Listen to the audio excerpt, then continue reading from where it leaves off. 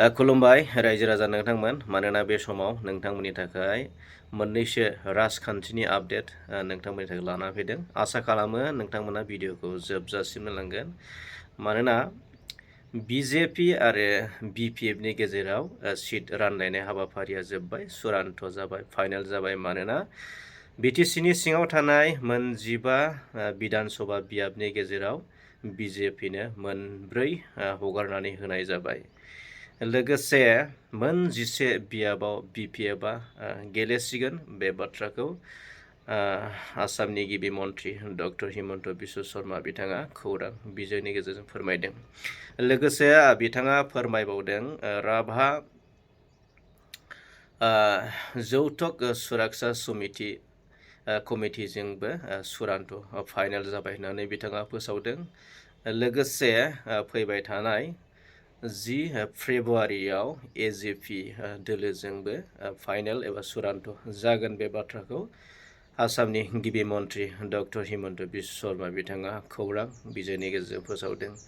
लोगोसे बे समाव नोंथांमोननो आपडेट होनो आखायाव लाबोदों मानोना रायजो राजा नोंथांमोन बेजों लोगोसे इउपिपिएल दोलोआबो फोसावनानै होबाय। मानोना मोन 21 बिधान सभा बियाबाव इउपिपिएल दोलोआ गेलेगोन एबा बिजाथि होगोन। बिटिसिनि सिङाव थानाय मोन 15 बिधान सभा बियाबनि अनगायैबो आसामनि बाहेरावबो गेलेनायनि बिजाथि होनायनि थांखि लादों। बिथांमोना आरोबाव लोगोसे फोसावदों बिटिसिनि सिङाव थानाय मोन 15नि गेजेराव 11था मोनगोन, बियो रोखा जाबाय। आरो बिटिसिनि बाहेराव मोन 3 सिट देरहागोन, बियो रोखा जाबाय। गासै मोन 14था सिट देरहागोन, बियो रोखा जाबाय। बेखौ रोखा खालामनानै होदों, फोरमायनानै होदों। आरो माबायदि देरहागोन बेखौ बिथांमोना फोरमायथ'वाखै। बिथांमोना देरहागोन, जेरैखि जाया देरहागोन। आरो बेखौ कर्टनिफ्राय दलिल लाबो आरो लिरनानै होनोबो बिथांमोना खोथा होदों प्रेस मिटनि गेजेरजों। लोगोसे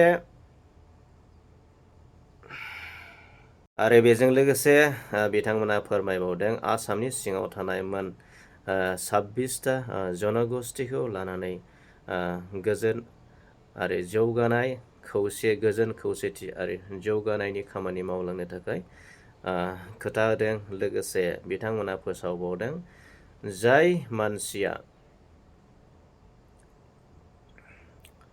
इउपिपिएल पार्टियाव जौ लोङो, ड्राग्स जायो, बिरि सोबो, थांखु सोबो, सिगारेट सोबो, बैफोर मानसिखौ माने बैकट खालामनाय जागोन एबा नागारनाय जागोन। लोगोसे बिथांमोना फोसावबावदों थांखु सोबनाय, बिरि सोबनाय आरो जौ लोंनाय, ड्राग्स जानाय, जुवा गेलेनाय बेफोरनि हेंथायै जुजिलांगोन आरो नाजालांगोन फोसाबनो थाखाय। लाइमोनफोरनि थाखाय मोजां खामानि मावलांनो थाखाय बिथांमोना थांखि लादों।